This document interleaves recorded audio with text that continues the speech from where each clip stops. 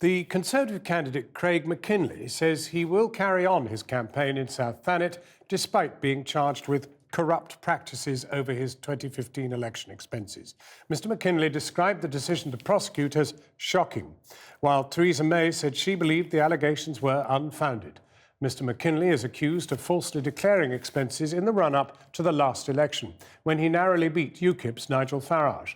Two other Tories were charged, Mr Mackinlay's then agent, Nathan Gray, and Marion Little, a senior campaign specialist at Conservative Party headquarters, who was given an OBE for political services. Last year, today's charges follow a year-long probe by this programme's investigations team. And our political correspondent, Michael Crick. This is his report. As if Theresa May hadn't enough problems, with new polls suggesting Labour's still narrowing the gap, now one of her top candidates and a senior party official face charges of corruptly breaking election law. But Mrs May today stood firmly by her colleagues. Well, the Conservative Party continues to believe that these allegations are unfounded. Craig Mackinlay is innocent until proven guilty, and he remains our candidate. Craig Mackinlay, the Conservative Party candidate. Thanet was the big contest of 2015. The Tories made huge efforts to stop the then UKIP leader Nigel Farage winning a seat at last, and got Craig Mackinlay elected instead.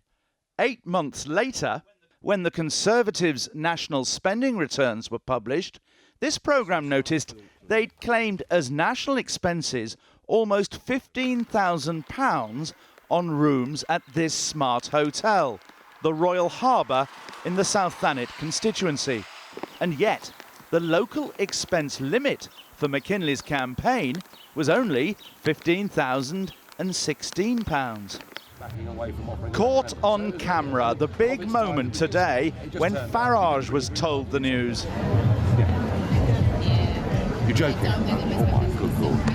Right, that's big news. OK, thank you. Craig Mackinlay has just been charged. Channel 4 News, how do you feel about it? Good. Good. It's taken it takes a long time in this country to get anything done at all, and generally the establishment can get away with what the hell they like. For once, it would appear that's not the case. Good. Personally, how do you feel about it? I mean, this possibly cost you your seat. Well, I think it probably... I mean, we knew they would do anything to try and stop me. At the time, I felt very bitter about it. I never said so, but I felt very bitter about it.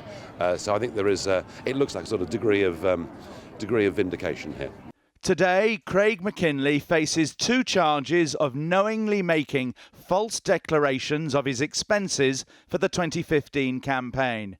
By law, these are corrupt practices. So, if he's re-elected next week, he'd be disqualified as an MP if convicted. Mackinlay's then agent, Nathan Gray, faces 1 charge of knowingly making a false declaration and 2 lesser charges of failing to deliver a true return. Most interesting, Marion Little, top election strategist at Conservative HQ in London, who got an OBE for her work last year, faces 5 charges that she did aid, abet, counsel and procure Mackinlay and Gray in their charges. All 3 will appear at Westminster Magistrates Court on the 4th of July. Politically, this is highly difficult for Theresa May, since Nick Timothy, her Joint Chief of Staff, was sent to Thanet to run the Tory campaign there, though there's no question of him being charged. I caught up with Mr Timothy a few months ago. Mr Timothy, my name's Michael Crick, I'm from Channel 4 News. As you know, we've been looking at the South Thanet campaign in 2015. Could you explain to us what your role was in that campaign? Mrs May herself was seen here campaigning for Craig Mackinlay in 2015. And behind them that day was Marion Little. Nick Timothy is also in the background in this scene, along with 2 others who now have senior jobs working closely with the PM in Number 10. And the coming trial could raise big questions about the most senior figures in Conservative HQ and the party. Who decided what, and knew what, and when? We couldn't find Craig Mackinlay in South Thanet today. He was clearly lying low, though we were assured his campaign was still at work. Mr. Mackinlay himself issued a statement saying, "Clearly this is a shocking decision by the CPS, given that I've done nothing wrong, and I'm confident that this will be made very clear as the matter progresses. I'm very disappointed with the way this has been handled by the CPS and Kent Police, and I must question the timing of this decision. Why leave this until a few days before the election?" Today, Conservative headquarters issued a statement. The individuals remain innocent, they said, unless otherwise proven guilty in a court of law. They added there is a broad consensus that election law is fragmented, confused and unclear, with two different sets of legislation and poor guidance from the Electoral Commission.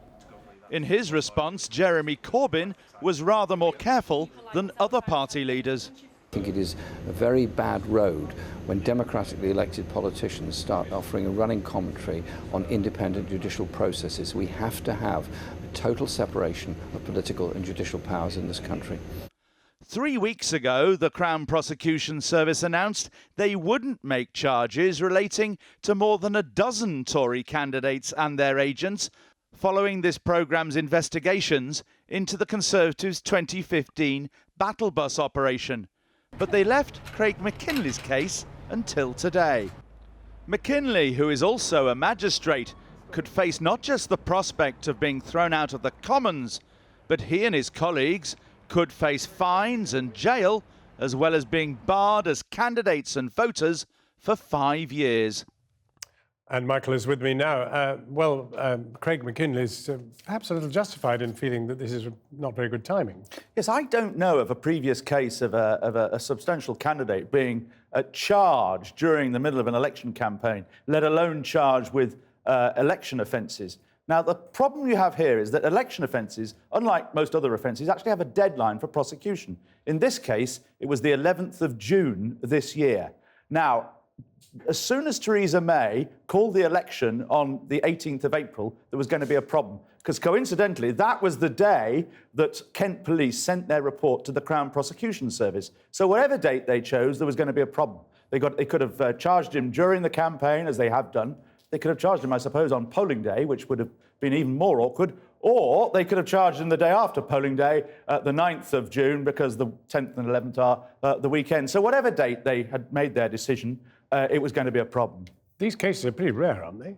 They are indeed. I mean, the last election expenses case against an MP or former MP was Fiona Jones, the Labour MP for Newark, way back in 1999. She was actually convicted, but then won on appeal and managed to keep her seat.